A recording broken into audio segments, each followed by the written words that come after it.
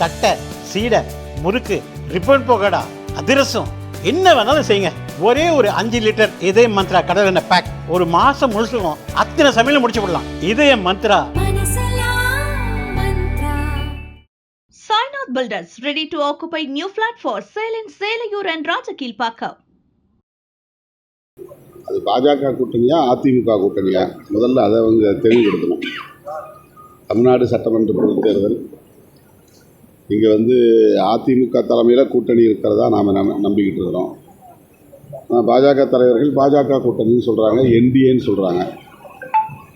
தமிழ்நாட்டில் திமுக தலைமையிலான கூட்டணிக்கு மதசார்பற்ற முற்போக்கு கூட்டணின்னு பேர் வச்சுக்கிறாங்க. மதசார்பற்ற முற்போக்கு கூட்டணியில் இருக்கிற கட்சிகள் இந்தியா கூட்டணியில் இருக்குது.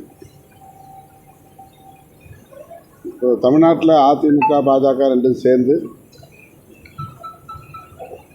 இந்தியா கூட்டணியாக இருக்காங்க. என்டிஏ கூட்டணியாக இருக்காங்களா அல்லது அதிமுக தனியாக அந்த கூட்டணிக்கு பெயர் வைத்திருக்கிறதா என்ற கேள்வி எழுகிறது.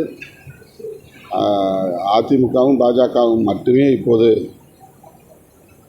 ஒரு கூட்டணியாக இணைந்திருப்பதாக சொல்லப்படுகிறதை தவிர பாமக, தேமுதிக ஆகிய கட்சிகள் இந்த கூட்டணியில் இடம்பெற்றதாக தெரியவில்லை. அப்படி இருக்கிற போது இந்த கூட்டணியை யார் உடைக்கப் போகிறார்கள்? அப்படி உடைக்க வேண்டிய தேவை என்ன இருக்கிறது?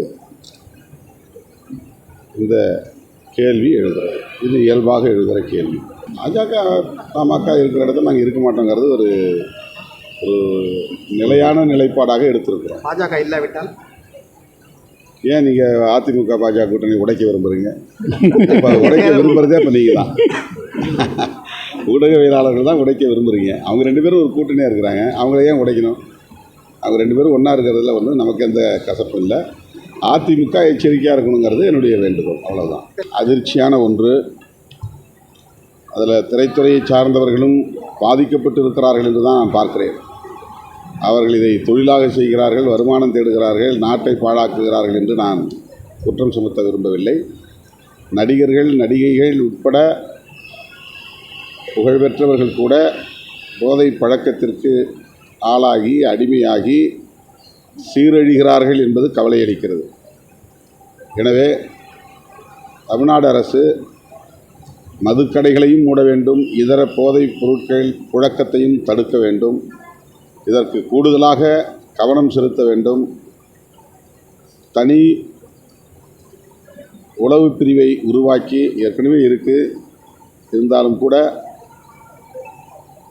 தனி படையை அமைத்து இதை ஒரு கட்டுக்குள் கொண்டு வர வேண்டும். தமிழ்நாட்டு இளைஞர்களை காப்பாற்ற வேண்டும் என்று கேட்டுக்கொள்கிறேன்.